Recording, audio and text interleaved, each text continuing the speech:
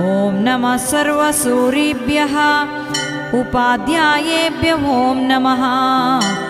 ॐ नमः सर्वसाधुभ्यः सत्त्वदृष्टिभ्यः ॐ नमः।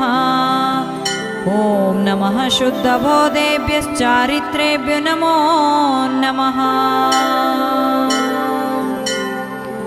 श्रेयसेस्तु श्रियस्त्वेतादर्हदाद्यष्टकं शुभम् स्थानेष्वष्टसुविन्यस्तं पृथग्बीजासमन्वितम् अद्यं पदं शिरो रक्षेत् परं रक्षतु पालकम् तृतीयं नयनं रक्षेत् तुर्यं रक्षतु नासिकाम् पञ्चमं तु मुखं रक्षेत् षष्ठं रक्षतु कण्ठकम् नाभ्यं तं सप्तमं रक्षेत् पादान्तां चाष्टमं पुनः।